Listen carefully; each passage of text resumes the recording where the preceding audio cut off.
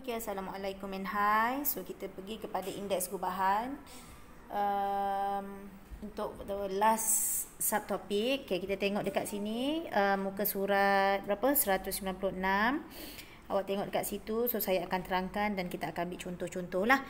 Okey, indeks gubahan seperti yang kita tengok, dia adalah, kalau secara konsepnya indeks gubahan ni, contohnya kalau awak nak buat,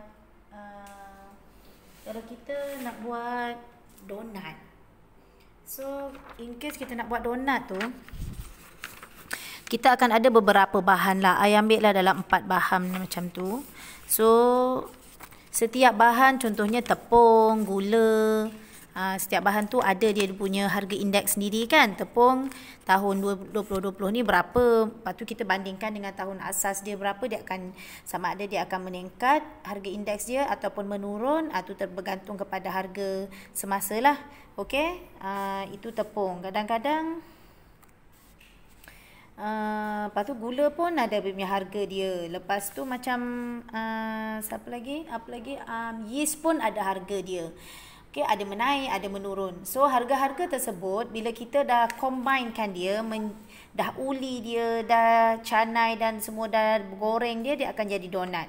So, donat tu, harga donat yang baru ni, donat yang kita beli satu donat harga 50 sen sekarang, itu kita dah jadikan, digabungkan indeks-indeks daripada tepung, indeks gula, indeks air, indeks yeast, contohnya 4 bahan tu digabungkan, indeks mereka kita akan dapat satu indeks baru, iaitu indeks bagi donat yang dah jadi. Itu kita panggil indeks gubahan. Okey? Right, kalau ikut pada contoh dekat sini, okay, kita baca sikit. Sekejap, saya dah lock belum? Okey, kita baca dekat sini, indeks gubahan, kalau indeks biasa dia I saja kan, kalau indeks gubahan dia ada bar kat atas ni. Ialah min pemberat bagi semua item di dalam situasi tertentu. Kenapa namanya min? Sebab kita tambah semua, kita bahagi dengan pemberat dia. Okey, pemberat W ialah nilai yang diperuntukkan kepada setiap perkara dalam sesuatu situasi yang melibatkan beberapa perkara. Pemberat boleh dinyatakan dalam pelbagai bentuk seperti carta pai, carta palang, peratus ataupun nisbah. Okey? Jadi, kalau dia bagi dalam bentuk peratus, jangan ambil peratus tu. Ambil nombor sahaja. Kalau dia bagi dalam bentuk darjah, jangan ambil simbol 360 darjah tu, tak payah ambil. Ambil nombor je. Okey, so sekarang ni kita nak pergi kepada, kita tengok pada contoh dekat bawah ni. Jadual di bawah menunjukkan indeks harga bagi 4 jenis barangan termasuk dalam tanggungan bulanan Sabri pada tahun 2014 berasaskan tahun 2012. Means 2012 ni Q0, 2014 ni adalah Q1. Okey, hitungkan indeks gubahan. Cikgu, kenapa nama dia indeks gubahan? Ialah setiap perbelanjaan makanan, pengangkutan pakaian dan lain-lain ini, kan dia ada indeks dia sendiri kan? Kita nak gabungkan dia menjadi satu indeks yang namanya indeks tanggungan bulanan Sabri. Macam tadilah donat.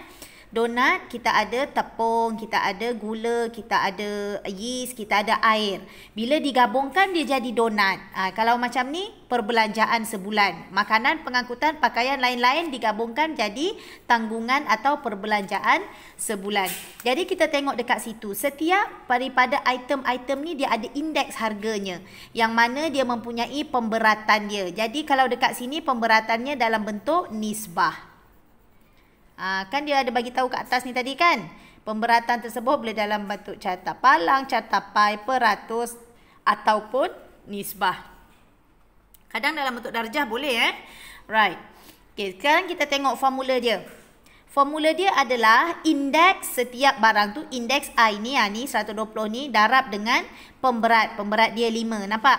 5 I dulu, I 120 darab dengan 5. 5 darab 120 pun boleh, sama je.